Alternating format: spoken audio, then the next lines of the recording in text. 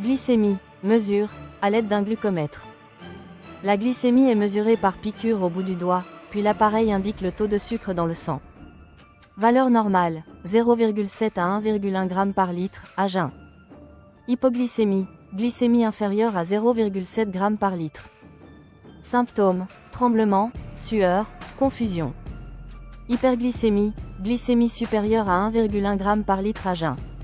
Symptômes, soif intense, urine fréquente, fatigue. Comment se mesure la glycémie? La glycémie est mesurée à l'aide d'un glucomètre, un appareil qui permet de connaître le taux de sucre dans le sang. Voici les étapes générales pour mesurer la glycémie. 1. Se laver les mains. Avant de mesurer, il est important de bien se laver les mains pour éviter les contaminations. 2. Préparer le glucomètre. Insérer une bandelette réactive dans l'appareil et vérifier que l'appareil est prêt. 3. Piqûre au doigt. Utilisez un dispositif pour piquer le bout du doigt, souvent le côté du doigt pour limiter la douleur. 3. Il suffit d'appliquer une légère pression pour obtenir une goutte de sang. 4. Appliquer la goutte de sang. Placez la goutte de sang sur la bandelette réactive du glucomètre. 5. Obtenir le résultat. Le glucomètre va calculer et afficher la glycémie, généralement en quelques secondes.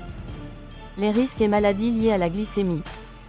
1. Hypoglycémie, glycémie inférieure à 0,7 g par litre, symptômes, tremblement, sueur, confusion, palpitations, faiblesse, voire évanouissement.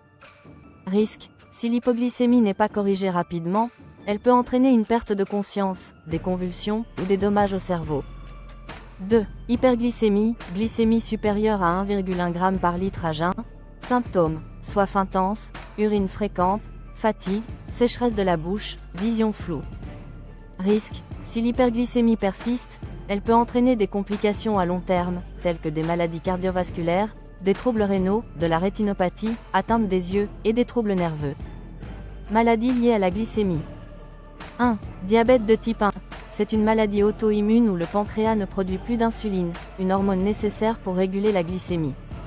Les personnes atteintes doivent injecter de l'insuline pour contrôler leur taux de sucre dans le sang. 2. Diabète de type 2. C'est une forme de diabète où le corps ne répond pas correctement à l'insuline, insulinorésistance, ou où le pancréas ne produit pas suffisamment d'insuline. Cela peut être causé par des facteurs génétiques, le surpoids, un mode de vie sédentaire, et une mauvaise alimentation.